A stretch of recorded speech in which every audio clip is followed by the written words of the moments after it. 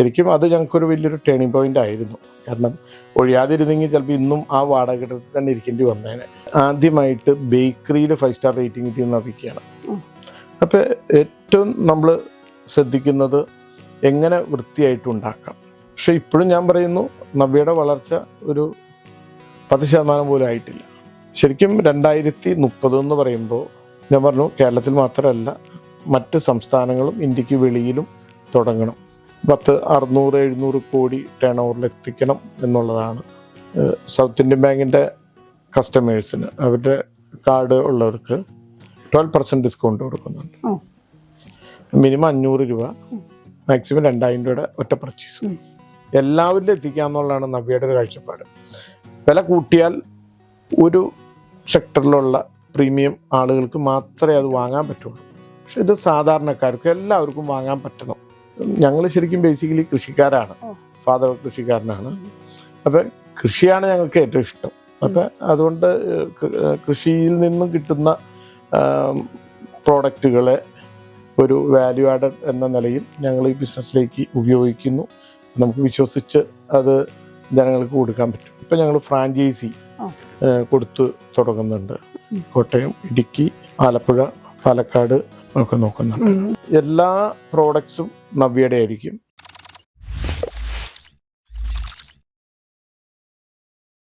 സംസ്ഥാനത്തെ മികച്ച ക്ഷീര കർഷകനുള്ള പുരസ്കാരം, സംസ്ഥാനത്തെ മികച്ച ചക്ക സംരംഭകനുള്ള പുരസ്കാരം, ഇവ രണ്ടും 2 തവണ മുഖ്യമന്ത്രിയിൽ നേടിയ ഒരു ബേക്കറി ശൃംഖല ഉടമ അദ്ദേഹമാണ് ഇന്ന് നമുക്കൊപ്പം ഉള്ളത്.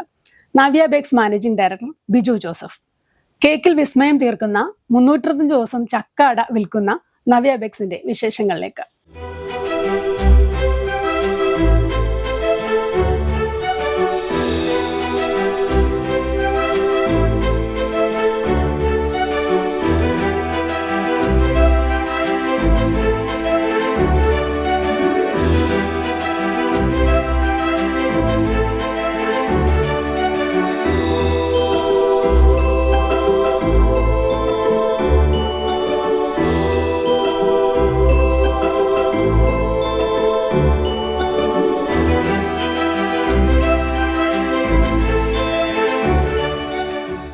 നമസ്കാരം സാർ. നമുക്ക് നവ്യയുടെ തുടക്കത്തെ കുറിച്ച് തന്നെ പറയാൻ തോന്നണോ? എപ്പോഴായിരുന്നു നവ്യയുടെ ഒരു ആരംഭം? ഇത്ര വലിയൊരു പ്രസ്ഥാനത്തിലേക്കുള്ള ഒരു വളർച്ച എങ്ങനെയായിരുന്നു? നവ്യ 84 ആരംഭിച്ചത്. അങ്കമാലിക്കടുത്ത് കറുകുറ്റി എന്ന് പറയുന്ന ഒരു ഗ്രാമമാണ്. അവിടെ 84 എൻ്റെ ഫാദറും ചേട്ടന്മാരായിട്ട് ആരംഭിച്ചാണ്. ഞാനന്ന് ചെറിയ ക്ലാസ്സിൽ പഠിക്കുന്ന സമയമാണ്. പക്ഷെ അന്നും നമ്മൾ സ്വന്തമായിട്ട് സാധനങ്ങൾ ഉണ്ടാക്കുന്നുണ്ട്. അതായത് ഒത്തിരി ഐറ്റംസ് ഇല്ല. Puffs, bread, bun, cake, rusk, കുറച്ച് കുക്കീസ്, ഈ ബട്ടർ റസ്ക്, അങ്ങനെ സാധനങ്ങൾ ഉണ്ടാക്കുന്നുണ്ട്. പക്ഷെ പിന്നീട് ഇപ്പം നമ്മൾ അത് വാടക കെട്ടിടത്തിലായിരുന്നു. ഏകദേശം എനിക്ക് തോന്നുന്നു 12-14 വർഷം അവിടെ തന്നെ ഇരുന്നു. അത് കഴിഞ്ഞ് പിന്നെ കെട്ടിടം ഒഴിയേണ്ടതായിട്ട് വന്നു. ഞങ്ങളൊരു 6 മാസം സമയം ചോദിച്ചു. തൊട്ടടുത്ത് ഓപ്പോസിറ്റ് സ്ഥലം വാങ്ങി കെട്ടിടം പണിത് നമ്മൾ അവിടുന്ന് ആ വാടക കെട്ടിടത്തിൽ നിന്ന് മാറുകയാണ് ചെയ്തത്. പക്ഷെ ആ സമയത്തൊക്കെ നമ്മളോട് പലരും പറഞ്ഞു ഒഴിയേണ്ട, കേസിന് പോയാൽ മതിയെന്ന്. പക്ഷെ നമുക്ക് നമ്മുടെ വീട്ടിൽ നിന്ന്, നമ്മുടെ മാതാപിതാക്കളും അല്ലെങ്കിൽ പിന്നെ നമ്മളുടെ ഒരു വിശ്വാസവും നമ്മളൊരിക്കലും അങ്ങനെ കേസിന് പോകരുത് എന്നുള്ളതാണ്. അപ്പോൾ നമ്മളതുകൊണ്ട് താക്കോല് സന്തോഷപൂർവ്വം കൊടുത്ത് ഒഴിയുകയാണ് ചെയ്തത്. ശരിക്കും അത് ഞങ്ങൾക്കൊരു വലിയൊരു ടേണിംഗ് പോയിന്റ് ആയിരുന്നു. കാരണം ഒഴിയാതിരുന്നെങ്കിൽ ചിലപ്പോൾ ഇന്നും ആ വാടക കെട്ടിടത്തിൽ തന്നെ ഇരിക്കേണ്ടി വന്നേനെ, കേസായിട്ട് പോയി. അപ്പം അത് ഒരു നല്ലൊരു തുടക്കമായിരുന്നു അത്. പിന്നീട് ആണ് അങ്കമാലിയിലൊക്കെ തുടങ്ങിയത്. നമ്മൾ ആദ്യം ഒരു ഒറ്റ ഷോ ഇതായിട്ട് തുടങ്ങി. ഇപ്പൊ നമ്മൾ 54 ഉണ്ടല്ലേ? 58 ഉണ്ട്. ഏത് സൈഡ് കൂടുതലുള്ളത്? നമ്മള് എറണാകുളം, തൃശ്ശൂർ ജില്ലയിലാണ് ഏറ്റവും കൂടുതലുള്ളത്. ഈ വർഷമാണ്, ഈ 2025 കോട്ടയത്തും ഇടുക്കിയിലേക്കും പ്രവേശിച്ചത്. മധ്യ കേരളത്തിൽ തന്നെയായിരുന്നു കൂടുതൽ ഷോറൂമുകളും. നോർത്ത് സൈഡിലാണ് അല്ലേ? കേരളത്തില് ബേക്കറികൾക്ക് അധികം പഞ്ഞൊന്നും ഇല്ലാത്തൊരു സ്ഥലമാണ്. അപ്പോൾ ഈ 40 വർഷം എന്ന് പറയുന്നത് ചെറിയ ജേർണി അല്ല. ഇത്രയും കാലം നമ്മളവിടെ നിലനിൽക്കുകയും വളരുകയും ചെയ്തിട്ടുണ്ട്. അപ്പം അതെങ്ങനെയാണ് ആ ഒരു ജേർണി സാധ്യമായത്? അല്ല, ഇതിനകത്ത് ഈ 40 വർഷം നമുക്ക് തോന്നണത് അതൊരു കൂടുതലല്ല. പക്ഷേ നമ്മളെപ്പോഴും ഇനിയും കൂടുതൽ, അല്ലെങ്കിൽ അടുത്ത ജനറേഷനും ഇത് കൊണ്ടു നടക്കണം എന്നൊരു ചിന്തയോട് കൂടിയാണ് പോകുന്നത്. അതുകൊണ്ട് നമ്മളെപ്പോഴും ശ്രദ്ധിക്കുന്നത് എപ്പോഴും നല്ല ഭക്ഷണം കൊടുക്കുക, എങ്ങനെ ജനങ്ങൾക്ക് നല്ലത് കൊടുക്കാം, അതിന് ഏറ്റവും നല്ല റോ മെറ്റീരിയൽ മേടിക്കുക, ഏറ്റവും വൃത്തിയുള്ള സാഹചര്യത്തിൽ ഉണ്ടാക്കുക, അങ്ങനെ നന്നായിട്ട് പ്രസൻറ്റ് ചെയ്യുക, നല്ല സർവീസ് കൊടുക്കുക എന്നുള്ളതാണ്. അതാണ് നവ്യയെ വീണ്ടും വീണ്ടും ജനങ്ങളിലേക്ക് എത്തിക്കുന്നത്. ഇപ്പൊ ക്വാളിറ്റി സർവീസ് എന്ന് പറഞ്ഞു, എങ്ങനെയാണ് ഇതിന്റെയൊക്കെ ഒരു ഗുണമേന്മ നമ്മൾ ഉറപ്പുവരുത്തുക? അതിന് വേണ്ടിയിട്ട് എന്തൊക്കെ കാര്യങ്ങളാണ് ചെയ്യുന്നത്? അതിന് നമുക്കവിടെ ഈ ലാബുണ്ട്, മൈക്രോബയോളജി കഴിഞ്ഞവരുണ്ട്, ഫുഡ് ടെക്നോളജിസ്റ്റ് ഉണ്ട്. അപ്പം അവർ വരുന്ന റോ മെറ്റീരിയൽ കൃത്യമായിട്ട് പരിശോധിക്കും, ഗുണനിലവാരം പരിശോധിക്കും. നമുക്ക് പറ്റാത്താണെങ്കിൽ തിരിച്ചുവിടും. ഓരോ ബാച്ചിലെയും ഗുണനിലവാരം നോക്കി അത് അങ്ങനെയാണ് നമ്മൾ ഓരോ ബാച്ചും റോ മെറ്റീരിയലും സെലക്ട് ചെയ്തെടുക്കുക. പിന്നെ നമ്മൾ വാഷ് ചെയ്യേണ്ടതെല്ലാം വാഷ് ചെയ്ത്, ഇപ്പോൾ ഉദാഹരണത്തിന് ഇപ്പോൾ മല്ലി, മുളക് ഇതൊക്കെയാണെങ്കിൽ അതൊക്കെ കഴുകി ഉണക്കി പൊടിച്ചാണ് നമ്മൾ അതൊക്കെ ഉപയോഗിക്കുക. പിന്നെ കുറേ റോ മെറ്റീരിയൽ, ഇപ്പോൾ ഇഞ്ചി, മഞ്ഞൾ അതൊക്കെ നമ്മൾ തന്നെ കൃഷി ചെയ്യുന്നുണ്ട്. തേങ്ങ നമ്മുടെ സ്വന്തം സ്ഥലത്തുണ്ട്, ഏത്തക്കായ. അല്ലെങ്കിൽ ഞങ്ങൾ ശരിക്കും ബേസിക്കലി കൃഷിക്കാരാണ്, ഫാദർ കൃഷിക്കാരനാണ്. അപ്പം കൃഷിയാണ് ഞങ്ങൾക്ക് ഏറ്റവും ഇഷ്ടം. അപ്പം അതുകൊണ്ട് കൃഷിയിൽ നിന്നും കിട്ടുന്ന പ്രോഡക്റ്റുകളെ ഒരു വാല്യൂ ആഡഡ് എന്ന നിലയിൽ ഞങ്ങൾ ഈ ബിസിനസ്സിലേക്ക് ഉപയോഗിക്കുന്നു. നമുക്ക് വിശ്വസിച്ച് അത് ജനങ്ങൾക്ക് കൊടുക്കാൻ പറ്റും. സോഴ്സ് ചെയ്യേണ്ടതില്ല, മിക്ക സാധനങ്ങളും തന്നെ നമുക്ക് ലഭ്യമാണ് അല്ലേ? കേട്ടിട്ടുണ്ട് ഇപ്പം സ്വന്തമായിട്ട് ഫാമുള്ള ഏക ബേക്കറിയാണെന്ന്. ആ ഒരു പശുക്കളോടുള്ളൊരു താല്പര്യമാണ്, അതെങ്ങനെയാണ് ആ ഒരു കൃഷി? പശുക്കളോടുള്ള താല്പര്യമുണ്ട്. ചെറുപ്പം തൊട്ടേ വീട്ടിൽ പശുക്കളുണ്ടായിരുന്നു, കാളകളുണ്ടായിരുന്നു. അപ്പം ഇതൊക്കെ കണ്ടു വളർന്നാണ്, കൃഷിക്കാരാണല്ലോ. പക്ഷേ ഇപ്പോൾ എന്താണെന്ന് വെച്ചാൽ വീടുകളിലെല്ലാം പശു വളർത്തലൊക്കെ നിന്നുപോയി. അപ്പം നമുക്കൊരു കൊച്ചുകുട്ടിക്ക് പോലും നല്ലൊരു പാല് കിട്ടണമെങ്കിൽ മറ്റ് സംസ്ഥാനങ്ങളെ ആശ്രയിക്കണം. കാരണം അടുത്തൊന്നും പശു കറവയില്ല. പിന്നെ ക്വാളിറ്റിയുള്ളൊരു പാല് വേണം. അപ്പോൾ നമ്മൾ ആലോചിച്ചു ഒരു ഫാം നടത്താം. അപ്പോൾ നമ്മുടെ അടുത്ത് ഒരു ഫാം നടത്തിയിട്ട് അത് നിർത്തി. അപ്പോൾ പിന്നെ അത് ലീസിനെടുത്ത് നടത്തി ചെറിയ രീതിയിൽ ആരംഭിച്ച് നോക്കി. അതിനുശേഷമാണ് നമ്മൾ സ്വന്തമായിട്ട് സ്ഥലം വാങ്ങി അവിടെയും ഒരു ഫാം നടത്തി നിർത്തിയതാണ് ഒരു NRIക്കാരൻ. ആ സ്ഥലം വാങ്ങി അവിടെ ഫാം തുടങ്ങി. അപ്പോൾ നമ്മൾ അതിനെപ്പറ്റി കുറേ കൂടി പഠിച്ചു, ഇസ്രായേലിൽ പോയി പഠിച്ചു. പിന്നെ നമുക്ക് നല്ലൊരു ഡോക്ടറെ കിട്ടി കൺസൾട്ടിങ്ങിന്, ഡോക്ടർ അബ്രഹാം മാത്യു. അപ്പോൾ ആ ഡോക്ടറുടെ കുറേ നല്ല ഗൈഡൻസ് ഉണ്ടായിരുന്നു. പിന്നെ ഇസ്രായേലിൽ പോയി പഠിച്ചതും, പിന്നെ നമ്മൾ എപ്പോഴും എങ്ങനെ നന്നായി ചെയ്യാമെന്ന് അന്വേഷിച്ച് നടക്കും. അപ്പോൾ ഇന്ന് എനിക്ക് തോന്നുന്നു കേരളത്തിലെ ഏറ്റവും നല്ല ഫാമും നവ്യയുടെ തന്നെയാണ്. അപ്പോൾ നമ്മൾ കുട്ടികളെ അവിടെ തന്നെ വളർത്തുന്നു. ആ കുട്ടികളാണ് നാളെ അമ്മമാരായിട്ട് വരുന്നത്. പിന്നെ പശുക്കൾക്ക് കൊടുക്കുന്ന ഏറ്റവും വലിയ തീറ്റ സൈലേജാണ്. കേരളത്തിൽ ആദ്യമായിട്ട് ഈ സൈലേജ് സ്വന്തമായിട്ട് ഉണ്ടാക്കിയത് നവ്യയിലാണെന്ന് പറയാം. ഇപ്പോൾ മാട്ടുപ്പെട്ടിയിലുണ്ട്, പക്ഷേ ഒരു പ്രൈവറ്റ് മേഖലയിൽ നവ്യയിലാണ് ആദ്യമായിട്ട് ഉണ്ടാക്കിയത്. അപ്പോൾ നവ്യയിലെന്ന് വെച്ചാൽ 100% സൈലേജ് അവിടെ കൊടുക്കുന്നത്. വൈക്കോലോ മറ്റു പുല്ലുകളോ ഒന്നുമില്ല. സൈലേജ് എന്ന് പറഞ്ഞാൽ തമിഴ്നാട്ടിൽ നമ്മൾ ചോളം, കോൺ ഉൾപ്പെടെ ഉള്ള ചോളം കൊണ്ടുവന്ന് ചോപ്പ് ചെയ്ത് വലിയ ടാങ്കുകളിൽ ആക്കും. എന്നിട്ട് അതിലൊരു എൻസൈം സ്പ്രേ ചെയ്യും. എന്നിട്ട് 1 മാസത്തിന് ശേഷം അത് ഉപയോഗിക്കുക. അപ്പോൾ അത് ഈ ഹിറ്റാച്ചി ഉപയോഗിച്ച് അത് പ്രസ് ചെയ്ത് അതിൻ്റെ ഷീറ്റിട്ട് മൂടി, അതിൻ്റെ മുകളിൽ റബ്ബർ മാറ്റ് ഇട്ട് അതിൻ്റെ മുകളിൽ കരിങ്കല്ല് വെച്ച് എയർ കയറാതെ സൂക്ഷിക്കും. അപ്പം നമുക്ക് വേണമെങ്കിൽ വർഷങ്ങൾ വേണമെങ്കിൽ അത് സൂക്ഷിക്കാം. അപ്പം ആ രീതിയിലുള്ള സൈലേജ് ഇപ്പം നമ്മൾ ഈ മാങ്ങ ഉപ്പിലിടുന്ന പോലെയാണ്. അതാണ് മെയിനായിട്ട് കൊടുക്കുക. പിന്നെ നമ്മൾ തേങ്ങപ്പിണ്ണാക്ക്, പരുത്തിക്കുരു അങ്ങനെ കൊടുക്കും. നമ്മൾ കൊടുക്കുന്ന പാല് തന്നെ ഒന്നും ചേർക്കാതെ, അഡൾട്രേഷൻ ഇല്ലാത്ത, പിന്നെ അതിൻ്റെ ക്രീം എടുക്കാത്ത, പൗഡർ ആഡ് ചെയ്യാത്ത, ആൻറ്റിബയോട്ടിക് ഇല്ലാത്ത ഫ്രഷ് പാലാണ്. കറന്ന് മിഷൻ വെച്ച് കറന്ന് അപ്പം തന്നെ തണുപ്പിക്കുകയാണ്. 4 ഡിഗ്രി ടെമ്പറേച്ചറിൽ തണുപ്പിച്ച് ആണ് ആ പാലാണ് നമ്മളുടെ ബേക്കറി പ്രോഡക്ട്സ് ഉണ്ടാക്കാനായിട്ട് ഉപയോഗിക്കുക.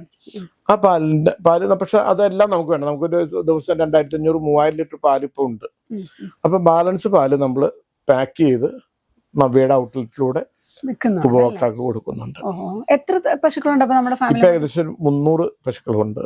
ഒറ്റ സ്ഥലത്തുമായിട്ട്? ഒറ്റ സ്ഥലത്തും. അവിടെ ഈ 300 പള്ളി എന്ന് പറയും, അങ്കമാലിക്ക് അടുത്ത് തന്നെയാണ്, കറുകുറ്റി അടുത്ത് 300 പള്ളി എന്ന് പറഞ്ഞ സ്ഥലത്താണ്. അപ്പോൾ നമ്മൾ ഇനിയും അത് ഡെവലപ്പ് ചെയ്തുകൊണ്ടിരിക്കുകയാണ്. ഇതിനേക്കാൾ മികച്ച രീതിയിൽ. ഇപ്പൊ പ്രതിദിനം എത്ര ലിറ്റർ പാല് നമ്മൾ വിൽക്കുന്നുണ്ട്? നമ്മൾ പുറത്തു കൊടുക്കുന്നില്ല. നമ്മുടെ ബേക്കറിയിലുള്ള bakery products, bun, bread, cake, cookies, അതിനൊക്കെയുള്ള പാല് 100% എടുക്കും. ബാലൻസ് ഉള്ള പാല് നമ്മൾ പാക്ക് ചെയ്ത് നവ്യയുടെ ഔട്ട്ലെറ്റിലൂടെയാണ് മാർക്കറ്റ് ചെയ്യുന്നത്. ഈ പറഞ്ഞ പോലെ ചക്ക 365 ചക്കയുടെ കിട്ടുന്നത് നമ്മുടെ ബേക്കറിലാണ്. അതെങ്ങനെയാണ് സോഴ്സ് ചെയ്യുന്നത്? ചക്ക ഇപ്പം ഞങ്ങൾ അങ്കമാലി ബേസ് ചെയ്താണ് ഞങ്ങളുടെ ആസ്ഥാനം. അപ്പം അവിടെ ഇഷ്ടംപോലെ കർഷകരുണ്ട്. ആ കർഷകരിൽ നിന്നും നമ്മൾ ചക്ക കളക്ട് ചെയ്യും. അപ്പം വരിക്കച്ചക്ക മാത്രമേ കളക്ട് ചെയ്യുള്ളൂ. ആ വരിക്കച്ചക്ക നമ്മൾ നന്നായിട്ട് വേവിച്ച് വരട്ടി നെയ്യൊക്കെ ചേർത്ത് വരട്ടി എടുത്ത് വയ്ക്കും. അത് 365 ദിവസവും ചക്കട, ചക്ക ഹലുവ, ചക്ക കേക്ക്, കുക്കീസ്, ഉണ്ണിയപ്പം, അങ്ങനെ ചക്കയുടെ കുറേ ഐറ്റം ഉണ്ട്, കുറേ പ്രോഡക്റ്റ്സ് ഉണ്ട്. പക്ഷെ ഏറ്റവും ഡിമാൻഡ് ചക്കടയ്ക്കാണ്. ചക്കട, ചക്ക ഹലുവ, കേക്ക്, അങ്ങനെ. പക്ഷെ അതിനകത്ത് വേറെ ഒന്നും ചേർക്കുന്നില്ല. ഇപ്പൊ ഒരു എസൻസ് പോലും ഇല്ല. ആകെ ഈ ചക്കയും അരിപ്പൊടി മാത്രമേ ഉള്ളൂ. പിന്നെ അത് ഉണ്ടാക്കുന്നത് ഒരു പ്രത്യേക ഇലയുണ്ട്. ഞങ്ങളുടെ നാട്ടില് എടനില എന്ന് പറയും, ചിലയിടത്ത് വഴനില എന്ന് പറയും. അപ്പൊ ആ ഇലയിൽ തന്നെയാണ് ഇത് ഉണ്ടാക്കുന്നത്. അതാ ദിവസം ഉണ്ടാക്കും. 2 ദിവസം ഇരിക്കുള്ളൂ. അതിൽ കൂടുതൽ ഇരിക്കണേ നമ്മൾ ഫ്രിഡ്ജിലോ ഫ്രീസറിലോ വെക്കണം. പിന്നെ ഇത് നമ്മൾ ജർമ്മനിയിൽ നിന്ന് ഇമ്പോർട്ട് ചെയ്ത മെഷീനിലാണ് ഉണ്ടാക്കുന്നത്, സ്റ്റീം ചെയ്ത്. പണ്ട് ഇത് അപ്പച്ചെമ്പിൽ ഉണ്ടാക്കിക്കൊണ്ടിരുന്നു. അത് നമുക്ക് ഇതുപോലെ കൊമേഴ്സ്യലായിട്ട് ഉണ്ടാക്കാൻ ബുദ്ധിമുട്ടുള്ളത് കൊണ്ട് നമ്മൾ അതിനു വേണ്ടി ജർമ്മനിലെ എക്സിബിഷന് പോയപ്പോൾ അതിന് പറ്റിയ മെഷീൻ അവിടെ നിന്ന് സെലക്ട് ചെയ്ത് ഇമ്പോർട്ട് ചെയ്ത് അതിലാണ് ഉണ്ടാക്കുന്നത്. ഇപ്പൊ ഒരു ദിവസം നമുക്ക് ഏകദേശം എത്ര പ്രോഡക്റ്റ് ഉള്ള മൊത്തം? നമുക്കൊരു 750-800 പ്രോഡക്ട്സ്. ഇപ്പൊ ഇത്രയും പ്രോഡക്ട്സിന് നമ്മുടെ ഇത്രയും ബേക്കറികളിൽ എത്തിക്കണമല്ലോ, അതിന്റെ ഒരു കാര്യങ്ങൾ എല്ലാ ദിവസവും ഇത്രയും പ്രോഡക്ട്സ് ഉണ്ടാക്കില്ല. എന്നാലും ഒരു ശരാശരി എനിക്ക് തോന്നുന്നു ഒരു 10-200 പ്രോഡക്ട്സ് ഒക്കെ ഒരു ഡെയിലി, 200 അല്ല അതിൽ കൂടുതൽ ഉണ്ടാക്കണം. അത് ഭൂരിഭാഗവും നമ്മുടെ പെരിഷബിൾ ഐറ്റമാണ്. നമ്മൾ പ്രിസർവേറ്റീവ് ചേർക്കുന്നില്ല. ഒരു ദിവസം ആയിരിക്കും ഷെൽഫ് ലൈഫ്. അല്ലെങ്കിൽ നാച്ചുറലി എത്ര ദിവസമാണോ അതേ ഉള്ളൂ.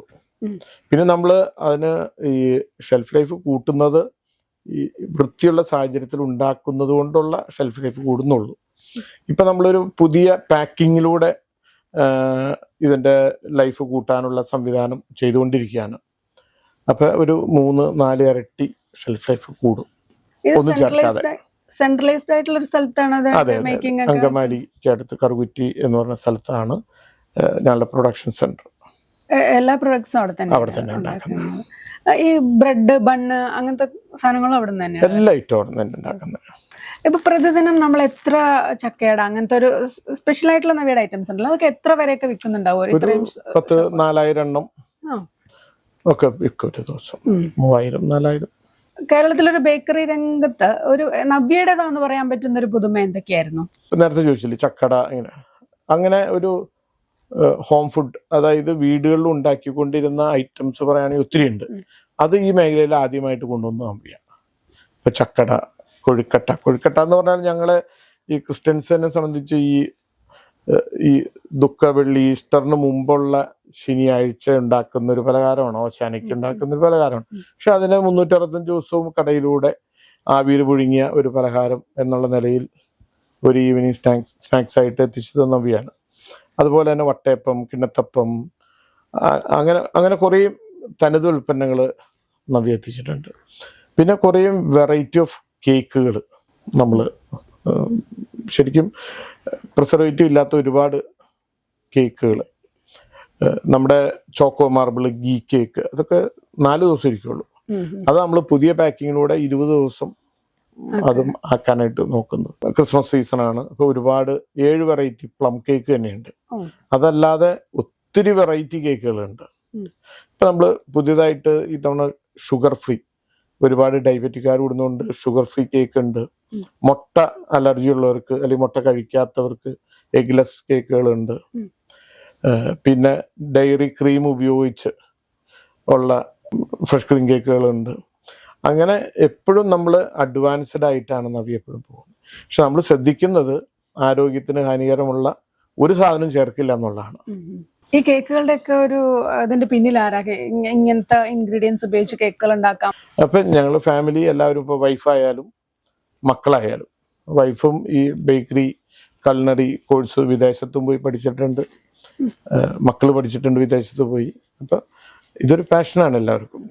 അപ്പോൾ പുതിയ പുതിയ പ്രോഡക്ട്സുകൾ എന്തൊക്കെ ഉണ്ടാക്കണം, ഓരോ തവണ പുതിയ പുതിയ പാക്കിങ്ങുകൾ എന്തൊക്കെ കൊണ്ടുവരണം, അങ്ങനെ ഓരോന്ന് ആലോചിച്ചാണ് ചെയ്യുന്നത്. ഇതൊരു ഫാമിലി ഇതാണല്ലേ, ഫാമിലിയുടെ ഒരു ഇൻവോൾവ്മെന്റ് ഫുൾ ആയിട്ട് 100%. ഇവരെല്ലാവരും ഫുൾ ടൈം ആയിട്ട് ബിസിനസ്സിലുണ്ടോ? ഉണ്ട്. അതായത് എനിക്ക് 3 മക്കളാണ്. മൂത്ത മകൻ ജോസഫ് പാരീസിൽ പോയിട്ടാണ് എൻ്റെ ഡിഗ്രി കഴിഞ്ഞത്. മകൻ ഇതിനകത്തുണ്ട്. മകൻ്റെ വൈഫ് എലിസബത്ത്, മകള് ഇപ്പോൾ ഡെലിവറി കഴിഞ്ഞിരിക്കുകയാണ്. മകളും ഇൻവോൾവ്ഡ് ആണ്. രണ്ടാമത്തെ മകള് മെരിയ, ചങ്ങനാശ്ശേരിയിലെ കെട്ടിച്ചിരിക്കുന്നത്. മകളും ഇതിനകത്ത് ഫുൾ ടൈം ഉണ്ട്. ഹസ്ബൻഡ് വേറെ ബിസിനസ്സാണ്. മൂന്നാമത്തെ മകള് അവൾ പഠിക്കുകയാണ്, മെഡിസിൻ പഠിക്കണം.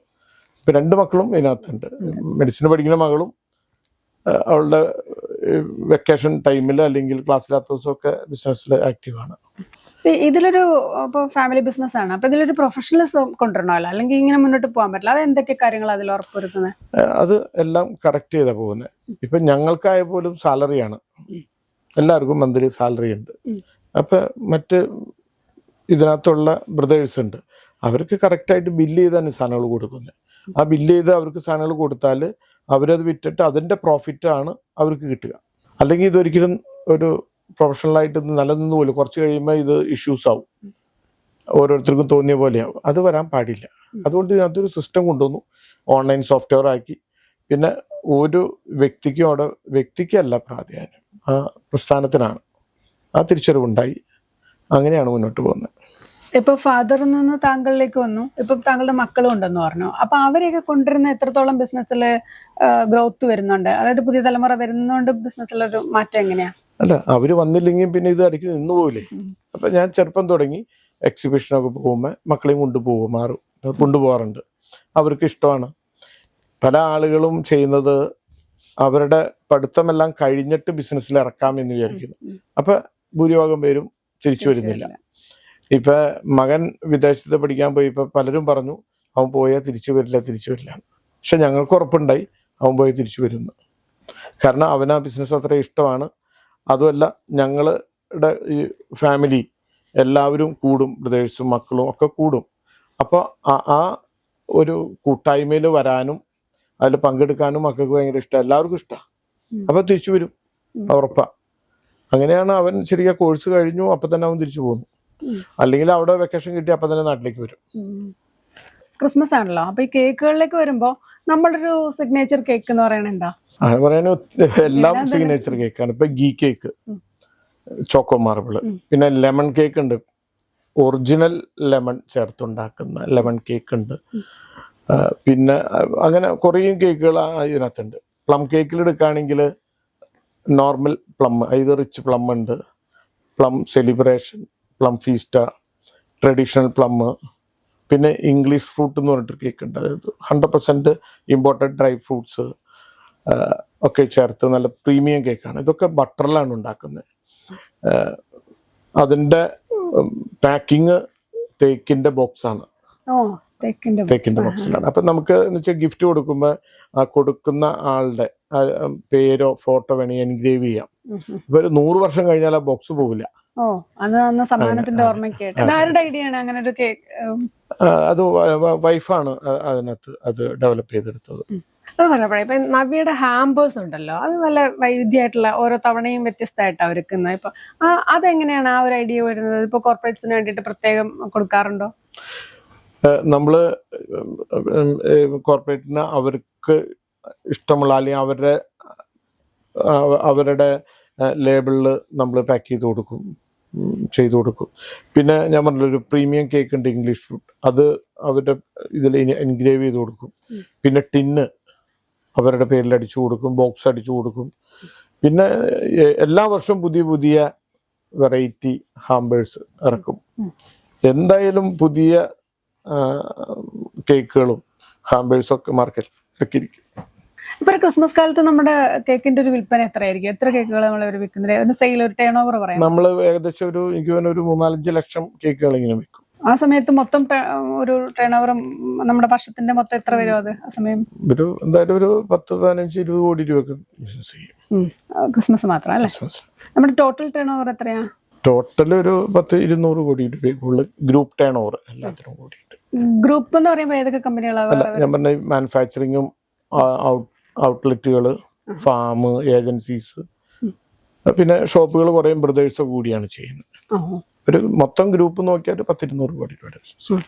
ഇപ്പൊ നവിയുടെ ഫാക്ടറികളുടെ ഒരു പ്രത്യേകതകൾ എന്തൊക്കെയാണ്? എന്തൊക്കെ കാര്യങ്ങൾ അവിടെ ഒരുക്കിയിരിക്കുന്നത്? ശരിക്കും പറഞ്ഞാൽ കേരളത്തിൽ ഈ ഫുഡ് ഇൻഡസ്ട്രിയിൽ ഈ ഫുഡ് സേഫ്റ്റി അവർ ഒരു റേറ്റിംഗ് കൊണ്ടുവന്നു ഹൈജീനിൽ, വൃത്തിയുടെ കാര്യത്തിൽ. അതിൽ ആദ്യമായിട്ട് ബേക്കറിയിൽ 5 സ്റ്റാർ റേറ്റിംഗ് കിട്ടിയെന്ന് നവിക്കുകയാണ്. അപ്പോൾ ഏറ്റവും നമ്മൾ ശ്രദ്ധിക്കുന്നത് എങ്ങനെ വൃത്തിയായിട്ട് ഉണ്ടാക്കാം. അത് നമുക്ക് ഈ ഇൻഡസ്ട്രിയിലാണെങ്കിൽ അത് കൂടുതൽ മനസ്സിലാവുള്ളൂ.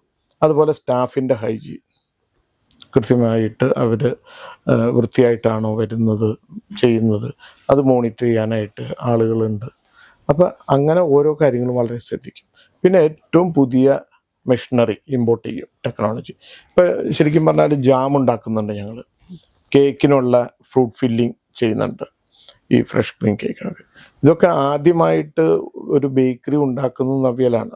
കാരണം അതിന് ഇറ്റലിയിൽ നിന്ന് ഇമ്പോർട്ട് ചെയ്ത മെഷീനിൽ വാക്വം ടെക്നോളജിയിലാണ് ഉണ്ടാക്കുന്നത്. ഇപ്പം ഈ നാട്ടിലുള്ള ഫ്രൂട്ട്സിൻ്റെ, ഇപ്പം പാഷൻ ഫ്രൂട്ട് ആയാലും പൈനാപ്പിൾ ആയാലും സ്ട്രോബെറി ആയാലും അല്ലെങ്കിൽ ജാക്ക് ഫ്രൂട്ട് ആയാലും ഏത് നമ്മുടെ നാട്ടിലുള്ള ഫ്രൂട്ടും 80 ഡിഗ്രി ടെമ്പറേച്ചറിലാണ് അത് കുക്ക് ചെയ്യുന്നത്. അപ്പം അതിൻ്റെ ഒരു നിറമോ ഗുണമോ ഫ്ലേവറോ ഒന്നും നഷ്ടപ്പെടുന്നില്ല. വാക്വം ചെയ്ത് കുക്ക് ചെയ്ത് ആണ് നമ്മൾ ചെയ്യുന്നത്. അപ്പം ഏറ്റവും കൂടുതൽ ഫ്രൂട്ട് കണ്ടന്റ് ഉണ്ടാവും. അങ്ങനെ ഉള്ള ജാമും കേക്കിനുള്ള ഫ്രൂട്ട് ഫില്ലിങ്ങും നവ്യ തന്നെ ഉണ്ടാക്കുന്നത്. ഈ മെഷീനറികളൊക്കെ എങ്ങനെയാ കണ്ടെത്തുന്നത്? ഇതുപോലത്തെ എക്സ്പോസിലൊക്കെ പോവാണ്. ഞങ്ങൾ 3 വർഷം കൂടുമ്പോൾ ജർമ്മനിയിൽ ഈബ എക്സിബിഷൻ ഉണ്ട്, അതിന് പോവും. അല്ലാതെ ഇറ്റലിയിൽ എക്സ്പോ ഉണ്ട്, അല്ലെങ്കിൽ ചൈനയിൽ പോകാറുണ്ട്, ദുബായിൽ ഗൾഫ് ഫുഡ്. അപ്പം പല രാജ്യങ്ങളിലുള്ള എക്സ്പോയിൽ പോവും, ഡൽഹിയിൽ ആഹാറിന് പോവും.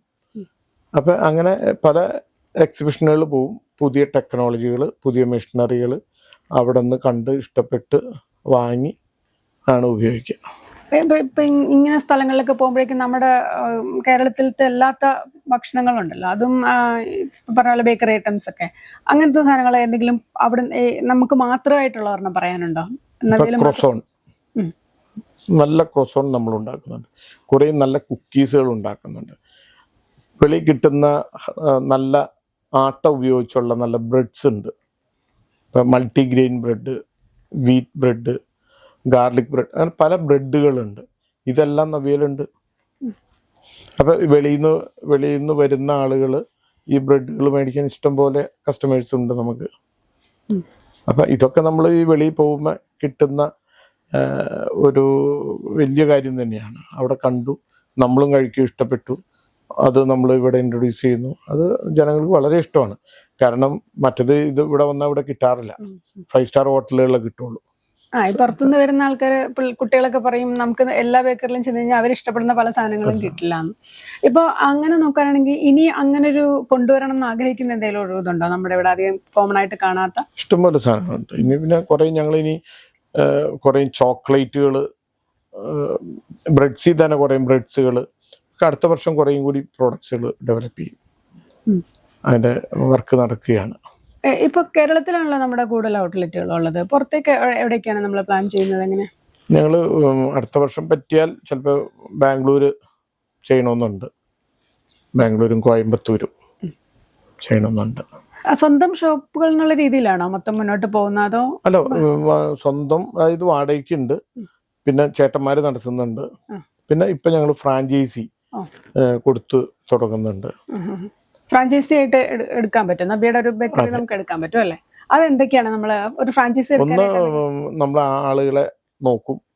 ഇവര് പ്രോഫിറ്റിനേക്കാൾ ഉപരി ഇതൊരു പാഷനായിട്ട് ചെയ്യാൻ ഉദ്ദേശിക്കുന്നതാണ്. പിന്നെ ഇവർക്ക് ഇത് നടത്താൻ പറ്റുമോ, ഇത്ര ഇൻവെസ്റ്റ് ചെയ്യാൻ പറ്റുമോ. എത്ര വരെ ഇൻവെസ്റ്റ്മെന്റ്? ഒരു ഷോപ്പിന് ഏകദേശം 1 കോടി രൂപയോളം ഇൻവെസ്റ്റ് ചെയ്യേണ്ടി വരും. അപ്പോൾ പിന്നെ അതിൻ്റെ ഫ്രാഞ്ചൈസി ഫീ ഉണ്ട്, അപ്പം അങ്ങനെയൊക്കെ നോക്കിയിട്ടേ എടുക്കുള്ളൂ. ഇഷ്ടംപോലെ എൻക്വയറീസ് ഉണ്ട്. പക്ഷെ എല്ലാ പ്രോഡക്ട്സും നവ്യയുടെ ആയിരിക്കും. അവർക്കൊന്നും പുറത്തുനിന്ന് പർച്ചേസ് ചെയ്യാനോ ഒന്നും പാടില്ല. പിന്നെ സ്റ്റാഫ് ട്രെയിനിങ്, അവർക്കുള്ള സോഫ്റ്റ്വെയർ എല്ലാം നമ്മൾ കൊടുക്കും. ഒരു ഫ്രാഞ്ചൈസി എടുക്കുന്ന ആൾക്ക് എത്ര വരെ വരുമാനം ലഭിക്കാനാണ് സാധ്യതയുള്ളത്? ഒരു 1,00,000 രൂപ ബിസിനസ് ചെയ്യുന്നുണ്ടെങ്കിൽ 25,000 തീർച്ചയായിട്ടും കിട്ടും. അതിൽ നിന്ന് അവരുടെ റെന്റ്, സാലറി, മറ്റ് ചെലവുകൾ പോകണം. എവിടേക്കാ ഇപ്പോൾ ഫ്രാഞ്ചൈസി ഉദ്ദേശിക്കുന്നത് കൊടുക്കാനായിട്ട്? ഞങ്ങൾ കോട്ടയം ജില്ലയാണ് മെയിനായിട്ട് നോക്കുന്നത്. കോട്ടയം, ഇടുക്കി, ആലപ്പുഴ, പാലക്കാട് ഒക്കെ നോക്കുന്നുണ്ട്. തിരുവനന്തപുരം വരെ അങ്ങോട്ട് പതുക്കെ അത് ഇപ്പൊ പറ്റില്ല. ഇത് ഈ പെരിഷബിൾ ഐറ്റം അല്ലേ. മാനേജിങ് ഒരു ഇതാണല്ലേ, കാരണം ഇത് ഈ ഭൂരിഭാഗവും ഞാൻ പറഞ്ഞല്ലോ പെരിഷബിൾ ഐറ്റം ചെയ്യുന്നതുകൊണ്ട് ഈ രാവിലെ ഉണ്ടാക്കി വ്യത്യസ്തമായ എണ്ണങ്ങളായിരിക്കും രാവിലെ ബില്ലടിച്ച് ഈ വണ്ടി ഓടി എത്തണമല്ലോ കടകളിൽ. ഒരു 10 മണിക്കുള്ളിൽ വണ്ടി കടകളിൽ എത്തണം. അതത്ര എളുപ്പമുള്ള കാര്യമല്ല. ഇതിനായിട്ട് എത്ര വണ്ടികളാണ് നമുക്കുള്ള അങ്ങനെ സൗകര്യങ്ങൾ? നമുക്ക് 10-45 വണ്ടിയാണ് ഉള്ളത്. ഡെയിലി 10-45 വണ്ടി സർവീസ് ചെയ്യുന്നുണ്ട്. രാവിലെ ഇപ്പൊ എത്ര മണിക്കാണ് നമ്മുടെ ഒരു തുടങ്ങാം? 5 മണിക്ക് സ്റ്റാർട്ട് ചെയ്യാം.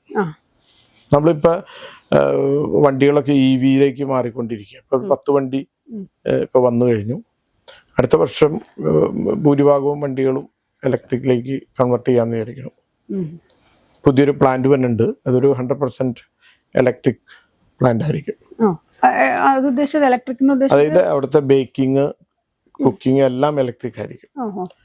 ഡീസലോ ഗ്യാസോ അല്ലെങ്കിൽ മറ്റൊന്നുമല്ല. ഒരു കാലത്ത് ചിരട്ടയും വിറകും ഉപയോഗിച്ചുകൊണ്ടിരുന്നു. പിന്നെ അതിൽ നിന്ന് മാറി ഡീസലായി, ഗ്യാസായി. അത് മാറിയിട്ട് നമ്മൾ 100%, നമ്മൾ യൂറോപ്പിലൊക്കെ പോയാൽ അവിടെയൊക്കെ ഇലക്ട്രിക് ആണ്. അപ്പൊ ആ ഇലക്ട്രിക്കിലേക്ക് മാറാനുള്ള അതെവിടെയാണ് ഫാക്ടറി? അതിന്റെ ഒരു പ്രത്യേകത? ഇത് അങ്കമാലിക്ക് അടുത്ത് കറുകുറ്റി എന്ന് പറഞ്ഞ സ്ഥലത്താണ്. അവിടെ എന്തൊക്കെയാ പ്രധാനമായിട്ട് ഉദ്ദേശിക്കുന്നത്? ഇപ്പൊ നിലവിലുള്ള ഉൽപ്പന്നങ്ങൾ തന്നെയാണോ? അവിടെ ശരിക്കും ഇനി വലിയ കുറേയും കൂടി മോഡേൺ ആയിട്ടുള്ള ഫാക്ടറി ചെയ്യാനാണ് ഉദ്ദേശിക്കുന്നത്. എത്ര കപ്പാസിറ്റി വരെ? ഇപ്പൊ നമുക്കുള്ളതിന്റെ ഒരു 4 ഇരട്ടി കപ്പാസിറ്റിയോടുകൂടി. അപ്പൊ നമ്മൾ കുറേയും കൂടി എക്സ്പോർട്ടും ഒക്കെ ചെയ്യാനായിട്ട് ഉദ്ദേശിക്കുന്നത്. നവിക്ക് വേണ്ടിട്ട് മൊത്തം എത്ര ജീവനക്കാരുണ്ടാവും? മൊത്തം 1000-ഓളം ജീവനക്കാരാണ് ഇപ്പോൾ ഉള്ളത്. ഇപ്പൊ 1000-ഓളം ജീവനക്കാരുണ്ടല്ലേ എല്ലായിടത്തും കൂടെ. അപ്പൊ ഈ പുതിയ ഫാക്ടറി കൂടെ വരുമ്പോഴേക്ക് അത് എത്രത്തോളം? പുതിയ ഫാക്ടറി വരുമ്പോൾ അതനുസരിച്ച് ഔട്ട്ലെറ്റ് കൂടും. അപ്പൊ ചിലപ്പോൾ ആദ്യം ഒരു 10,000-2,000 പേരൊക്കെ ആവും. കൂടുതലും മലയാളികളാണോ? മലയാളികളാണ്. അവിടെയുള്ള സ്ത്രീകളും മലയാളികളാണ് ഭൂരിഭാഗം. ഒരു 75% മലയാളികൾ തന്നെയാണ്. നവിയുടെ ഒരു തുടക്കത്തിൽ ഒരു ചലഞ്ചസ് എന്തായിരുന്നിരിക്കും? ഇത്രയും വലിയൊരു ജേർണിയിലേക്ക് വരുമ്പോഴേക്ക് പല ഘട്ടങ്ങളുണ്ടല്ലോ. അപ്പൊ ആദ്യകാലത്തൊക്കെ നേരിട്ടൊരു വെല്ലുവിളി എന്തായിരുന്നു? അന്ന് ശരിക്കും പറഞ്ഞാൽ അന്ന് നല്ല സ്റ്റാഫിനെ കിട്ടുക എന്നുള്ളതാണ്. കിട്ടിയാൽ തന്നെ അവര് നിലനിൽക്കൂല, പെട്ടെന്ന് ചാടിപ്പോവും. അങ്ങനെ ഭയങ്കര ഒരു ബുദ്ധിമുട്ടുള്ള കാലഘട്ടം ഉണ്ടായിട്ടുണ്ട്. പക്ഷെ പിന്നീടാണ് അന്ന് ഇത് പഠിക്കണമെന്ന് ഞങ്ങൾ വിചാരിച്ചത്. ഞാനും വൈഫും കൂടുതലായിട്ട് ഇത് പഠിക്കാനും ഇത് മനസ്സിലാക്കാനും ശ്രമിച്ചു. ഇപ്പോൾ നമ്മളെ സംബന്ധിച്ച് ഒരു ബുദ്ധിമുട്ടുമില്ല. ബുദ്ധിമുട്ടുണ്ട്, പക്ഷെ എന്നിരുന്നാലും നമുക്കത് തരണം ചെയ്യാൻ പറ്റും. പിന്നെ ഇന്നിപ്പോൾ നമുക്ക് നല്ല ക്വാളിറ്റിയുള്ള സ്റ്റാഫിനെ എടുക്കും, നല്ല സാലറി കൊടുക്കും, നല്ല അക്കോമഡേഷൻ, നല്ല ഫുഡ്, അതല്ലേ ആവശ്യമുള്ളൂ. ബേക്കറി സാധനങ്ങളായതുകൊണ്ട് തന്നെ നേരത്തെ പറഞ്ഞ പോലെ ഷെൽഫ് ലൈഫ് കുറവാണ്. അപ്പൊ അതൊരു വെല്ലുവിളിയില്ല. കാരണം എത്ര വേണം, എത്രത്തോളം വിറ്റ് പോകും നമുക്കൊരു ഐഡിയ ഇല്ല. അപ്പൊ ആദ്യകാലത്തൊക്കെ ഇത് ഉണ്ടാക്കുമ്പോൾ ഇതിന്റെ വേസ്റ്റ് അങ്ങനെ അതെങ്ങനെയായിരുന്നു മാനേജ് ചെയ്ത്? എത്രത്തോളം വേസ്റ്റ് വരും അങ്ങനെയൊക്കെ? അല്ല, ഇപ്പൊ നമ്മൾ ഒരു പ്രോഡക്റ്റ് ഉണ്ടാക്കുകയാണെങ്കിൽ, ഇപ്പൊ നമുക്ക് ആദ്യം ഒരു പ്രോഡക്റ്റ് ഉണ്ടാക്കുകയാണെങ്കിൽ ഒന്ന് നമ്മൾ നമ്മുടെ സ്റ്റാഫിന് തന്നെ കൊടുക്കും. ഇത് നമുക്ക് വേണ്ടപ്പെട്ട അല്ലെങ്കിൽ ചില ആളുകൾക്ക് കൊടുത്ത് ഒപ്പീനിയൻ എടുക്കും. അതിനുശേഷം നമ്മൾ അത് മാർക്കറ്റിലേക്ക് ഇറക്കുള്ളൂ. പിന്നെ നമുക്കൊരു സിസ്റ്റം ഉണ്ട്. നമ്മുടെ എല്ലാം ഓൺലൈൻ സോഫ്റ്റ്വെയർ ആണ്. അപ്പോൾ നമുക്ക് എത്ര ക്വാണ്ടിറ്റി ആണോ ഓരോ ഷോപ്പുകാരും റിക്വയർമെന്റ് ചോദിക്കും, അത്രേ പ്രൊഡക്ഷൻ ചെയ്യുള്ളൂ. അങ്ങനെ ഭൂരിഭാഗവും എക്സസ് വരാറില്ല. പിന്നെ അഥവാ വന്നിട്ടുണ്ടെങ്കിൽ പെട്ടെന്ന് വലിയ മഴ പെയ്തു, അല്ലെങ്കിൽ ഒരു ഹർത്താൽ വന്നു, അങ്ങനെയൊക്കെ വരുമ്പോഴാണ് ബുദ്ധിമുട്ടുണ്ട്. അല്ലെങ്കിൽ ഭൂരിഭാഗം പ്രശ്നമൊന്നുമില്ല. ഭൂരിഭാഗം സ്ഥലത്തും നേരത്തെ തീർന്നു പോകുന്നു എന്നുള്ളൊരു പ്രശ്നമുള്ള അല്ലേ, അങ്ങനെ മിച്ചം വരുന്നൊരു അവസ്ഥ വരാറില്ല. കുറവാണ്. ഇപ്പൊ ഈ കൊഴുക്കട്ട, വട്ടയപ്പം അങ്ങനത്തെ സാധനങ്ങളും ഉണ്ട്. അപ്പം ന്യൂജൻ ആൾക്കാർക്ക് വേണ്ടിയിട്ടുള്ള ഭക്ഷണങ്ങളുണ്ട്. ഇത് എങ്ങനെയാണ് ഒരു മിക്സ് ബാലൻസ് ചെയ്യുന്നത്? ഇപ്പൊ ഈ ആവിയിൽ പുഴുങ്ങിയ ഐറ്റംസ് ഇപ്പൊ കുറെ ആളുകൾക്ക് അത് പ്രിയമായി കൊണ്ടിരിക്കുക. പക്ഷെ അപ്പോഴും നമ്മൾ ചെയ്യണമെന്ന് വെച്ചാൽ ഏറ്റവും നല്ല അരി മേടിച്ച് അത് വൃത്തിയായിട്ട് വാഷ് ചെയ്ത് ആണ് പൊടിച്ചാണ് ഉണ്ടാക്കുന്നത്. ഞാൻ പറയുന്നത് എപ്പോഴും നമ്മൾ ശ്രദ്ധിക്കുന്ന ഒരേ ഒരു കാര്യമുള്ളൂ, ഒന്ന് നല്ല റോ മെറ്റീരിയൽ മേടിക്കുക, വൃത്തിയുള്ള സാഹചര്യത്തിൽ ഉണ്ടാക്കുക. അപ്പോൾ ശരിക്കും ക്വാളിറ്റി അല്ലെങ്കിൽ അതിൻ്റെ ടേസ്റ്റ് കൂടും. അതാണ് നമ്മൾ ശ്രദ്ധിക്കുന്നത്. പിന്നെ നമ്മൾ പുതിയ ഐറ്റംസുകൾ ഇപ്പം ക്രൊസോൺ, അതിന് ഒരു പുതിയ ജനറേഷൻ ഉണ്ട്. അപ്പം നമ്മൾ അവർക്ക് വേണ്ടിയിട്ട് അങ്ങനത്തെ കുറേ ഐറ്റംസ് ചെയ്യും.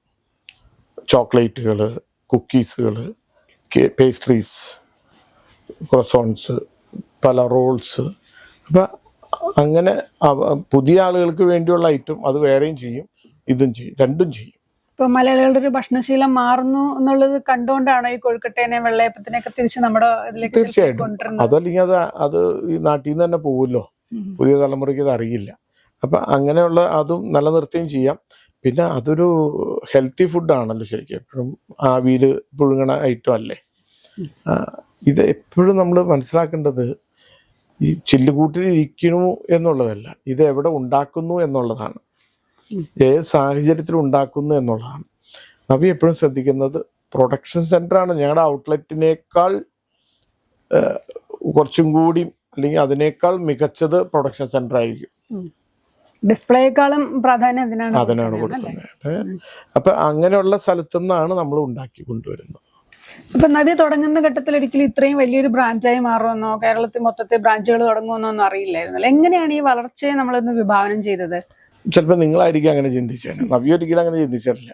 കാരണം ഒരു ഘട്ടം കഴിഞ്ഞ് ചേട്ടന്മാരിൽ നിന്ന് ഇപ്പം ഞാനത് ഏറ്റെടുത്തതിന് ശേഷം, അല്ലെങ്കിൽ എനിക്ക് അങ്ങനെ ഒരു ഐഡിയ വന്നതിന് ശേഷം ആണ് ഇങ്ങനെ ഡെവലപ്പ് ചെയ്യാൻ സാധിച്ചത്.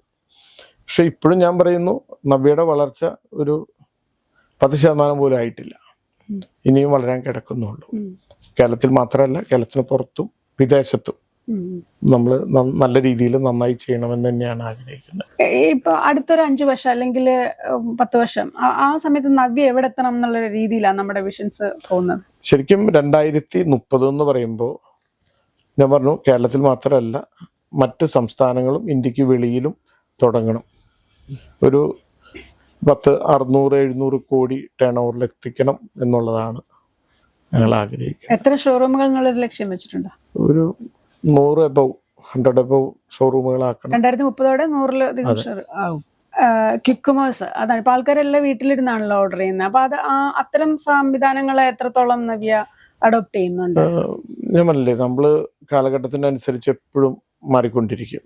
ഇപ്പോൾ ഓൺലൈൻ ഉണ്ട്, ഇതുപോലെയുള്ള സ്വിഗ്ഗി ഉണ്ട്, ഇൻസ്റ്റാമാർട്ട് ഉണ്ട്, പല പ്ലാറ്റ്ഫോമിലും നവ്യയുടെ പ്രോഡക്ട്സ് കിട്ടും. അതെപ്പോഴും ആ ടെക്നോളജി അല്ലെങ്കിൽ ആ മാറ്റം ഉൾക്കൊണ്ട് മുന്നോട്ട് പോകാനാണ് നവ്യ ആഗ്രഹിക്കുന്നത്. സ്വന്തമായിട്ടും നമുക്ക് ഓൺലൈൻ ഉണ്ട്, അതുകൊണ്ട് മറ്റ് സംവിധാനങ്ങൾ ഉപയോഗിക്കുന്നുണ്ട്. സൊമാറ്റോ ഉണ്ട്, എല്ലാ സ്റ്റോറുകളിലും ഓൺലൈൻ സേവനം ലഭ്യമാണോ? ഉണ്ട്, ഹോം ഡെലിവറി ഉണ്ട്. ഇപ്പൊ ക്രിസ്മസ് ആണല്ലോ, അപ്പൊ ക്രിസ്മസ് കാലത്തേക്ക് എന്തൊക്കെയാ പുതിയ എന്തെങ്കിലും കരുതി വെച്ചിട്ടുണ്ടോ? ഇപ്പൊ ക്രിസ്മസിന് ഞങ്ങള് സൗത്ത് ഇന്ത്യൻ ബാങ്കുമായിട്ട് ചേർന്ന് സൗത്ത് ഇന്ത്യൻ ബാങ്കിന്റെ കസ്റ്റമേഴ്സിന്, അവരുടെ കാർഡ് ഉള്ളവർക്ക് 12% ഡിസ്കൗണ്ട് കൊടുക്കുന്നുണ്ട്. മിനിമം 500 രൂപ, മാക്സിമം 2000 രൂപയുടെ ഒറ്റ പർച്ചേസ്, 12% ഡിസ്കൗണ്ട്. പ്ലം കേക്കുകൾക്ക് എല്ലാത്തിനും എന്ത് ഐറ്റായാലും മിനിമം 500 രൂപയുടെ പർച്ചേസ് ചെയ്യണം. ഷോപ്പിൽ വന്ന് പർച്ചേസ് ചെയ്യുന്നവർക്ക് അല്ലെങ്കിൽ രണ്ടും ഉണ്ടാവും. ഈ ക്രിസ്മസ് കാലത്ത് എത്ര കേക്കുകൾ വിൽക്കാം എന്നാണ് ഒരു പ്രതീക്ഷ? ഒരു 5 ലക്ഷത്തിൽ കുറയാതെ കേക്കുകൾ വിൽക്കണം എന്നുള്ളതാണ്. ഇതുവരെയുള്ളൊരു സംരംഭക ജീവിതം നോക്കുകയാണെങ്കിൽ ഏതെങ്കിലും ഒരു ഡിസിഷൻ തെറ്റായിട്ടായിരുന്നു, അത് വേണ്ടായിരുന്നു എന്ന് തോന്നിയത് എന്തെങ്കിലും ഒരു കാര്യങ്ങളുണ്ടോ? അല്ലെങ്കിൽ തിരിച്ചാവാം, നല്ല ജീവിതത്തിലെടുത്ത ഏറ്റവും നല്ല ഡിസിഷനും ആവാം. രണ്ടും ഉണ്ട്, നല്ലതുകൊണ്ട് ചീത്തയും എല്ലാ ജീവിതത്തിലും ഉണ്ടാവില്ല, നല്ലത് മാത്രമല്ലല്ലോ, ഇഷ്ടംപോലെ ഉണ്ട്. ഞാൻ പറഞ്ഞില്ലേ, നമ്മള് വാടക കെട്ടിൽ നിന്ന് ഒഴിഞ്ഞു തന്നെ വലിയൊരു ഒരു പോസിറ്റീവാണ്. ധാരാളം ബേക്കറികളുണ്ട്, എന്നാൽ ഈ മേഖലയിൽ ഇനി അവസരങ്ങൾ ഉണ്ടെന്നാണോ തോന്നുന്നത്? എന്താണ് ഈ മേഖലയിലേക്ക് കടന്നു വരാൻ പോകുന്നവരോട് പറയാനുള്ള എന്താ? ഇതൊരു ഫുഡ് ഇൻഡസ്ട്രി അല്ലേ, ആളുകൾക്ക് ഭക്ഷണം കഴിക്കാതെ ജീവിക്കാൻ പറ്റില്ലല്ലോ. പിന്നെ കേരളത്തിന്റെ പ്രത്യേകത എന്ന് വെച്ചാൽ ഒരാൾ തുടങ്ങി അത് വിജയിച്ച് അപ്പം അടുത്ത ആളത് കോപ്പി ചെയ്യാന്നുള്ളതാണ്. എന്നാൽ പുതിയൊരു സാധനം കൊണ്ടുവരാം, അല്ലെങ്കിൽ പുതിയ ടെക്നോളജിയിൽ എങ്ങനെ കൊണ്ടുവരാം, അങ്ങനെ ചിന്തിക്കുന്നവർ കുറവാണെന്ന് എനിക്ക് തോന്നുന്നു. ആരാണോ എന്തെങ്കിലും തുടങ്ങിയോ അത് വിജയിച്ചെങ്കിൽ അത് കോപ്പി ചെയ്യാന്നുള്ളതാണ്. പക്ഷെ ഫുഡ് ഇൻഡസ്ട്രി എന്ന് പറയുന്നത് ഇഷ്ടംപോലെ അവസരങ്ങളുണ്ട്, ഓപ്പർച്യൂണിറ്റി ഇഷ്ടം പോലെ ഉണ്ട്. കാരണം അങ്ങനെ വന്നില്ലെങ്കിൽ നമ്മുടെ ഈ ചെറുപ്പക്കാർ മുഴുവൻ അന്യ രാജ്യങ്ങളിൽ പോയി ജോലി ചെയ്യേണ്ടി വരാല്ലേ. അത് തിരിച്ച് നമ്മുടെ നാട്ടിൽ കൊണ്ടുവരാൻ അതിന് ഗവൺമെന്റ് ഇപ്പോൾ ഇഷ്ടംപോലെ പുതിയ സംവിധാനങ്ങൾ കൊണ്ടുവന്നിട്ടുണ്ട്. കുറേയും കൂടി പണ്ടത്തേനേക്കാൾ വളരെ ഈസി ആയിട്ട് ഇവിടെ ഇൻവെസ്റ്റ് ചെയ്യാൻ, സ്ഥാപനങ്ങൾ തുടങ്ങാൻ ഒക്കെ മാറ്റം വന്നിട്ടുണ്ട്. അപ്പം ശരിക്കും ഞാൻ പറഞ്ഞ പുതിയ തലമുറയൊന്നും പുറത്തു പോകാതെ ഇവിടെ തന്നെ നിൽക്കണം എന്നുള്ളതാണ്. നവ്യ അങ്ങനെ ഏതെങ്കിലും ഡൈവേഴ്സിഫിക്കേഷൻ ഉദ്ദേശിക്കുന്നുണ്ടോ? വേറെ എന്തെങ്കിലും? ഞങ്ങൾ ഇനിയിപ്പോൾ ഈ ഫാം ഉണ്ടല്ലോ, അപ്പോൾ കുറേ കൂടി ഡയറി പ്രോഡക്ട്സ് വിപണിയിൽ ഇറക്കാൻ പോകുന്നുണ്ട്. ഡയറി പ്രോഡക്ട്സിന് വേറെ ഡിവിഷനായിട്ട് അതെ. എന്തൊക്കെയായിരിക്കും അതിലിപ്പോൾ ബട്ടർ, പനീർ, ചീസ്, അങ്ങനെ കുറേ ഡയറി റിലേറ്റഡ് ആയിട്ടുള്ള പ്രോഡക്ട്സുകൾ ചെയ്യണമെന്നൊക്കെ ആഗ്രഹിക്കുന്നു. ഇപ്പൊ ബേക്കറി എന്ന് പറഞ്ഞൊരു അൺഓർഗനൈസ്ഡ് ആണല്ലോ, എല്ലാം മിക്സഡ് ആയിട്ടാണ് വരുന്നല്ലോ. അപ്പൊ ഏകദേശം എത്ര മാർക്കറ്റ് ഉണ്ടാവും നമ്മുടെ കേരളത്തിൽ ഒരു ബേക്കറി എന്ന് പറയുന്നത്? ബേക്കറി അസോസിയേഷന്റെ കണക്കിൽ 15,000 ബേക്കറികൾ രജിസ്റ്റർ ചെയ്തിട്ടുണ്ട്. അപ്പൊ വലിയൊരു ഇൻഡസ്ട്രി അത്, എത്രയോ ലക്ഷക്കണക്കിന് ആളുകൾ ജോലി കൊടുക്കുന്നു. നവ്യ എന്ന് പറയുന്ന ഒരു സ്ഥാപനമാണ്, ഒരു ഗ്രൂപ്പാണ്. അപ്പൊ 1000 പേർക്കുണ്ടെങ്കിൽ കേരളത്തിലെ മൊത്തം ബേക്കറികളിൽ എത്രയോ ലക്ഷക്കണക്കിന് ആളുകൾ ജോലി ചെയ്യുന്നു. അത് ചെറിയൊരു കാര്യമല്ലോ. എന്നാൽ ഇൻഡസ്ട്രിയുടെ ഒരു വലിപ്പം എത്രയായിരിക്കും ഏകദേശം ഒരു എമൗണ്ട് പറയുകയാണെങ്കിൽ? എനിക്ക് തോന്നുന്നു അത് ഈ എല്ലാവരും കൃത്യമായി ബില്ല് ചെയ്ത് പോകുന്നില്ല. ശരിക്കും നമ്മൾ ഇത് മനസ്സിലാക്കേണ്ടത് കൃത്യമായി ബില്ല് ചെയ്യുക, കൃത്യമായി നികുതി അടയ്ക്കുക എന്നുള്ളതാണ്. എല്ലാവരും വിചാരിക്കണ നികുതി അടച്ചാൽ നമ്മൾ വളരില്ല എന്നുള്ളതാണ്. പക്ഷെ നമ്മൾ ചിന്തിക്കുന്നത് അങ്ങനെയല്ല. നികുതി അടച്ചാലേ നമ്മൾ വളരുള്ളൂ. നികുതി അടയ്ക്കണമെങ്കിൽ നമ്മൾ ബില്ലടിക്കണം, ബില്ലടിച്ചാൽ നികുതി അടയ്ക്കണം. ഇത് രണ്ടും വേണം. അപ്പം എങ്കിലേ നമ്മൾ വളരുള്ളൂ. നമ്മളെപ്പോഴും ശ്രദ്ധിക്കുന്നു അത് തന്നെയാണ്, എങ്ങനെ നന്നായി ചെയ്യും. അതുകൊണ്ടാണ് നമുക്കിങ്ങനെ ഔട്ട്ലെറ്റുകൾ ഇടാനും സ്റ്റാഫുകളെ വെച്ചത് ഓടിക്കാനും പറ്റുന്നത്. ഇപ്പൊ കേരളത്തിന്റെ ഒരു മൊത്തം മാർക്കറ്റിൽ നമ്മുടെ ഒരു ഷെയർ എത്രയായിരിക്കും? നവ്യയുടെ ഒരു മാർക്കറ്റ് ഷെയർ എന്ന് പറയുന്നത് വളരെ തുച്ഛമായിരിക്കും. എനിക്ക് തോന്നുന്നു കേരളത്തില് ഒരു വർഷം ഒരു 20,000 കോടിയൊന്നല്ല, അതിൽ കൂടുതൽ ബേക്കറി ബിസിനസ് നടക്കണ്ടാവണം. അത്രയും ഓപ്പർച്യൂണിറ്റി ഉണ്ടല്ലേ. ഇനി നേരത്തെ താങ്കൾ പറഞ്ഞു ശുദ്ധമായിട്ടുള്ള ചേരുവകളാണ്, ഏറ്റവും അത്യാധുനികമായ മെഷീനറികളാണ് ഉപയോഗിക്കുന്നതെന്നൊക്കെ. ഇതെല്ലാം നമ്മുടെ ഒരു ചെലവ് കൂട്ടത്തില്ലേ? അതെങ്ങനെയാ പിടിച്ചു നിർത്തി? കാരണം ഒരു പരിധി കൂടുതൽ വില ഉയർത്തിയാലും നമുക്ക് മാർക്കറ്റ് ഇതാവും. അതെങ്ങനെയാ ചെയ്യുന്നത്? ശരിക്കും നമ്മളെന്ന് വെച്ചാൽ മാക്സിമം പ്രൊഡക്ഷൻ ഉണ്ടാക്കുക എന്നുള്ളതാണ് ചെയ്യും, അല്ലാതെ വില കൂട്ടുക എന്നുള്ളതല്ല. ഇപ്പൊ എനിക്ക് തോന്നുന്നു ഞങ്ങൾ വിൽക്കുന്ന ഒരു ബണ്ണ് 10 രൂപയുള്ളൂ. എനിക്ക് തോന്നുന്നു സാധാരണ ഈ C ക്ലാസ് കടകളിൽ നമ്മൾ പറയില്ല ഈ പലചരക്ക്, അവിടെ ഈ ലോക്കൽ ആളുകൾ ഉണ്ടാക്കി കൊടുക്കുന്ന ബണ്ണ് 12 രൂപയുണ്ട്. അപ്പൊ നമ്മൾ ഇത്രയും നല്ല പാലും ബട്ടറും ഒക്കെ ചേർത്തുണ്ടാക്കുന്ന ബണ്ണിന് 10 രൂപയുള്ളൂ. അപ്പൊ വില കൂടുതൽ അല്ല, കുറവാണ് കമ്പാരിറ്റീവ്ലി. അത് തന്നെ എല്ലാ പ്രോഡക്ട്സിനും. പക്ഷെ നല്ല പ്രോഡക്ട്സ് എല്ലാവരിലും എത്തിക്കാന്നുള്ളതാണ് നവ്യയുടെ ഒരു കാഴ്ചപ്പാട്. വില കൂട്ടിയാൽ ഒരു സെക്ടറിലുള്ള പ്രീമിയം ആളുകൾക്ക് മാത്രമേ അത് വാങ്ങാൻ പറ്റുള്ളൂ. പക്ഷെ ഇത് സാധാരണക്കാർക്ക് എല്ലാവർക്കും വാങ്ങാൻ പറ്റണം. നല്ല ഭക്ഷണം കഴിക്കുക എല്ലാവരും. നമ്മൾ വാങ്ങി കൊടുക്കുന്നതും നല്ലത് കൊടുക്കുക, അപ്പോഴല്ലേ നമുക്ക് നല്ലത് കിട്ടുള്ളൂ. ഈ കൊടുത്ത പോലെയല്ലേ തിരിച്ചും കിട്ടുള്ളൂ. അപ്പം അതാണ് നമ്മളെപ്പോഴും ശ്രദ്ധിക്കുന്നത്. 2 തവണ സംസ്ഥാന സർക്കാരിന്റെ കയ്യിൽ നിന്ന് മികച്ച സംരംഭകനുള്ളതും മികച്ച ചക്ക സംരംഭകനുള്ള അവാർഡൊക്കെ നേടിയിട്ടുണ്ട്. ആ ഒരു ജേർണിയും കൂടെ പറയാമോ? എങ്ങനെയാണ്? 2 അല്ല 3 തവണ കിട്ടി. 2 തവണ മികച്ച ക്ഷീര കർഷകനുള്ള സംസ്ഥാന അവാർഡും 1 തവണ മികച്ച ചക്ക സംരംഭകനുള്ള അവാർഡും കിട്ടി. ഞാൻ പറഞ്ഞില്ലേ, ഒരു വർഷം നമ്മൾ 1 കോടി രൂപയുടെ ചക്ക അട ഉണ്ടാക്കാനുള്ള ചക്ക തന്നെ മേടിക്കും, വറക്കാനുള്ളത് വേറെ. അത്രയും ചക്ക നമ്മൾ നാട്ടിൽ നിന്ന് തന്നെ കളക്ട് ചെയ്യുന്നുണ്ട്. അതുപോലെ ശരിക്കും ഒരു മാതൃകാപരമായ ഒരു ഫാം നടത്തുക, ആ പാല് കൊണ്ട് വാല്യൂ ആയിട്ട് പ്രോഡക്ട്സ് ഉണ്ടാക്കുക. എനിക്ക് തോന്നുന്നു ഇന്ത്യയിൽ പോലും ഒരു ബേക്കറിക്ക് സ്വന്തമായിട്ട് ഫാമില്ല. അതും ഈ കേരളത്തിൽ ഫാം നടത്തുന്ന ഇവിടെ പാല് കമ്പനി ഇപ്പം മിൽമ, PDDP, അല്ലെങ്കിൽ ഇഷ്ടം പോലെ പാലുകൾ കേരളത്തിൽ സുലഭമായിട്ടുണ്ട്, ഇഷ്ടം പോലെ ഉണ്ട് അല്ലേ. എന്തോരം ഇളനാട് ഒത്തിരി കമ്പനികളുണ്ട്. പക്ഷെ ഇവർക്കൊന്നും സ്വന്തമായിട്ട് ഫാമില്ല. ഇവരെല്ലാം തമിഴ്നാടിനെ ആശ്രയിച്ചാണ് പോകുന്നത്, അല്ലെങ്കിൽ മറ്റു സംസ്ഥാനങ്ങളെ ആശ്രയിച്ചാണ് പോകുന്നത്. പക്ഷെ നവ്യ അതിൽ നിന്ന് വ്യത്യസ്തമായിട്ട് നമ്മുടെ നാട്ടിൽ തന്നെ ഫാം നടത്തുന്നത്. എന്നിട്ട് ആ പാലാണ് നമ്മൾ ഈ പ്രൊഡക്ട്സിന് ഉപയോഗിക്കുന്നത്. ഞാൻ പറയണേ, ഇത് പറയലല്ല, പ്രവൃത്തിയിൽ കാണിക്കലാണ് നവ്യ എപ്പോഴും ചെയ്യുന്നത്. വേറെ എന്തൊക്കെ കാർഷിക ഇതാവുള്ള നമുക്ക് ഇതുണ്ട്? ഫാമുണ്ട്, ചക്കയുടെ അതിനും ഉണ്ടെന്നാണല്ലേ? പ്ലാവ് കൃഷി ചെയ്തിട്ടുണ്ട്, പിന്നെ തെങ്ങുണ്ട്, പിന്നെ ഞാൻ പറഞ്ഞില്ലേ ഇഞ്ചി, മഞ്ഞള്, ഏത്തക്കായ, അങ്ങനെ കുറെ കാര്യങ്ങൾ. പക്ഷെ നമ്മള് കർഷകരിൽ നിന്ന് തന്നെ ഇഷ്ടംപോലെ വാങ്ങുന്നത്, പൈനാപ്പിൾ ആയാലും അല്ലെങ്കിൽ അങ്ങനെ കുറേ സാധനങ്ങൾ കർഷകരിൽ നിന്ന് തന്നെ വാങ്ങുന്നുണ്ട്. അതിന് കേരളത്തിലെ കർഷകർക്ക് നമ്മൾ എത്രത്തോളം ബെനിഫിറ്റ് ചെയ്യുന്നത്? എത്ര ശരിക്കും പറഞ്ഞാല് ഈ കർഷകരൊക്കെ രക്ഷപ്പെടണമെങ്കിൽ ഗവൺമെന്റ് വിചാരിക്കണം ശരിക്കും. ഇപ്പൊ ഇവിടെ ചക്ക, ഇപ്പൊ സുനിൽകുമാർ മിനിസ്റ്റർ ചക്കയെ ഔദ്യോഗിക ഫലമായി പ്രഖ്യാപിച്ചത്. ശരിക്കും ഓരോ സ്ഥലത്തെ മണ്ണ് ടെസ്റ്റ് ചെയ്തിട്ട് അതാത് സ്ഥലങ്ങളിൽ അനുയോജ്യമായ പ്ലാവ് ഒരേ ഇനം കൃഷി ചെയ്യണം. അപ്പൊ ആ ഭാഗത്തെ ചക്ക വറുക്കാൻ ഉപയോഗിക്കാം.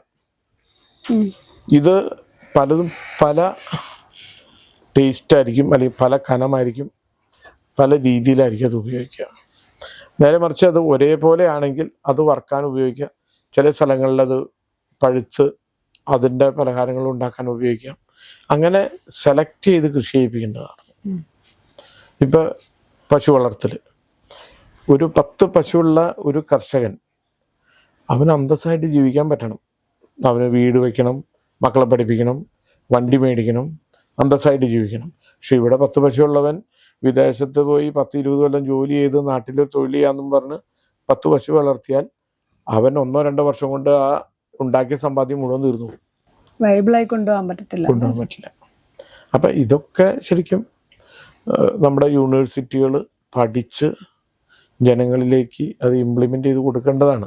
ഇസ്രായേലിലൊക്കെ ചെല്ലുമ്പോൾ അതാ, അവിടെ 80 ലിറ്റർ പാല ഒരു പശുവിന് കിട്ടുന്നത്, കേരളത്തിൽ കിട്ടുന്നത് 10.5 ലിറ്റർ പാലും. അപ്പൊ അവിടെ 10 പശു ഉണ്ടെങ്കിൽ അവൻ അന്തസ്സായിട്ട് ജീവിക്കാൻ പറ്റും. ഇവിടെയോ അവന് ഒരു ഫംഗ്ഷനോ ഒന്നിനും പോകാൻ പറ്റൂല. ഇവരെ സമയത്തിന് കറക്കണം, തീറ്റ കൊടുക്കണം, എല്ലാം ചെയ്യണം. അപ്പം അങ്ങനെ ഒരു സംവിധാനത്തിലേക്ക് നമ്മൾ വളർന്നാൽ മാത്രമേ കേരളം രക്ഷപ്പെടുള്ളൂ. അവിടുത്തെ കുട്ടികൾക്ക് 6 മാസം കഴിഞ്ഞ പശുക്കുട്ടികൾക്ക് അവര് 20% കോഴിക്കാഷ്ട കൊടുക്കുന്നു, 10% ഈന്തപ്പനയുടെ പട്ട ഉണങ്ങിയത് പൊടിച്ചു, 30% കോസ്റ്റ് അപ്പ് തന്നെ സേവ് ചെയ്യാൻ പറ്റി.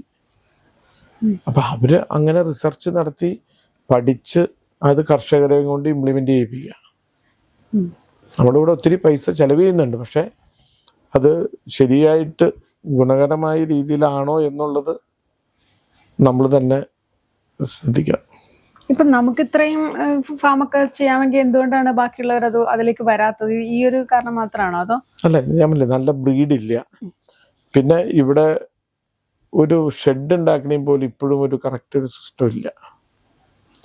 ഇപ്പൊ നമ്മൾ പറഞ്ഞ് ഉണ്ടാക്കുമ്പോഴായിരിക്കും അതിന് ഉദ്യോഗസ്ഥരെന്ന് പറഞ്ഞത് നീളം കൂടി, കുറഞ്ഞു പോയി, പൊക്കം കൂടി, അതായത് ഇങ്ങനെ എല്ലാവരും ചെയ്യണ്ടേ, ഇന്ന രീതിയിലായിരുന്നു എന്നാണ്. പക്ഷെ നമ്മൾ യൂണിവേഴ്സിറ്റിയിൽ അന്വേഷിച്ചാൽ ഇപ്പോഴും അതിന് കൃത്യമായ ഒരു മാനദണ്ഡം ഇല്ല, കിട്ടുന്നില്ല. അപ്പൊ അങ്ങനെയൊക്കെ ചെയ്താൽ ഒത്തിരിയേറെ സാധാരണക്കാര് ഇതുപോലെയുള്ള കൃഷികളൊക്കെ ചെയ്ത് ജീവിക്കും. നവ്യയുടെ ഒരു ഷോപ്പ് ഒരു സ്ഥലത്ത് ഇടുമ്പോഴേക്ക് നമ്മൾ എന്തൊക്കെ ഘടകങ്ങൾ അതിന് നോക്കുന്നത്? അവിടെ മുന്നോട്ട് പോകാൻ തീരുമാനിക്കുന്ന എന്ത് കാര്യങ്ങളായിരിക്കും? ഒന്ന്, അവിടുത്തെ ഇപ്പൊ നമ്മളൊരു ടൗൺ, അത് എന്തോരം പോപ്പുലേഷൻ ഉണ്ട് എന്നൊക്കെ ഒരു സ്റ്റഡി നടത്തും. പിന്നെ ചില സ്ഥലത്ത് തുടങ്ങി കഴിഞ്ഞതിന് ശേഷമായിരിക്കും ചിലപ്പോൾ 1 വേ വരുന്നു, അല്ലെങ്കിൽ പാർക്കിംഗ് പ്രോബ്ലം വരുന്നു, ചിലയിടത്ത് ഓട്ടോ സ്റ്റാൻഡ് വരുന്നു, പല കാരണങ്ങൾ കൊണ്ട് ചിലപ്പോൾ അടച്ചു ഞങ്ങൾ ഏകദേശം ഒരു 10 ഔട്ട്ലെറ്റ് തന്നെ നിർത്തിയിട്ടുണ്ട്. ഈ കോവിഡ് വന്നപ്പോഴാണ് കൂടുതൽ ഔട്ട്ലെറ്റ് നിർത്തിയത്. ഇപ്പോൾ എയർപോർട്ടിൽ നിർത്തി, കൊച്ചി മെട്രോ, ആലുവ സ്റ്റേഷനിലുണ്ടായി നിർത്തി, അങ്ങനെ പല സ്ഥലത്തും നിർത്തിയിട്ടുണ്ട്. നമുക്ക് പറ്റില്ല എന്ന് തോന്നിയാൽ നമ്മൾ നിർത്തി കളയും. നമ്മൾ ഒരിക്കലും ഇല്ല, നമുക്ക് അങ്ങനെ ചിന്തിക്കേണ്ട ആവശ്യമില്ല.